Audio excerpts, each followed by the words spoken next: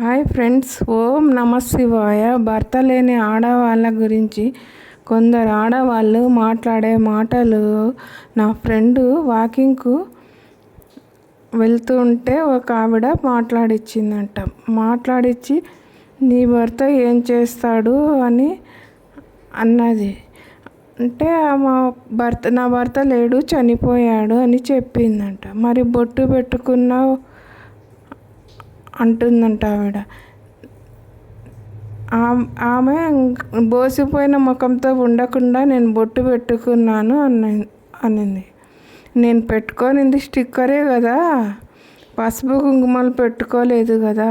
అయినా బొట్టు, గాజులు, పూలు చిన్నప్పటి నుంచి వచ్చినవే కదా. భర్త వచ్చినాక తాళిబొట్టు, మెట్టలే కదండి వచ్చింది.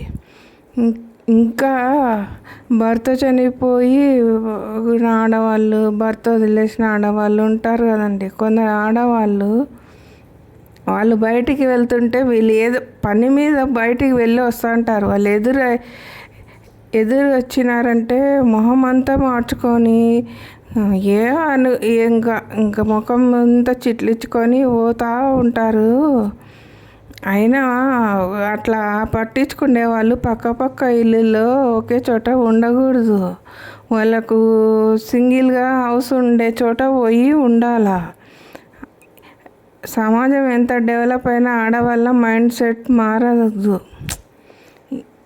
ఇంకా పెళ్ళిళ్ళు అయితే భర్త లేకుండా కొన్ని కార్యక్రమాలు చేయకూడదు. మామూలుగానే ఇలా ప్రవర్తించే వాళ్ళు ఇంకా ఓవర్ చేస్తారు. భర్త వదిలేసిన వాళ్ళు, భర్త చనిపోయిన వాళ్ళు, సింగిల్గా వాళ్ళ కష్టంతో బ్రతికి పైకి వచ్చిన వాళ్ళు ఉన్నారు.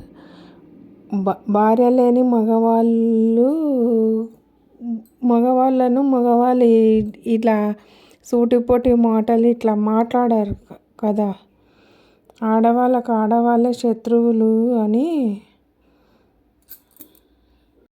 తరాలు మారుతున్న ఆడవాళ్ళలో మాత్రం మార్పు రాలేదు. నా ఛానల్ నచ్చితే లైక్ చేయండి, షేర్ చేయండి, సబ్స్క్రైబ్ చేయండి ఫ్రెండ్స్.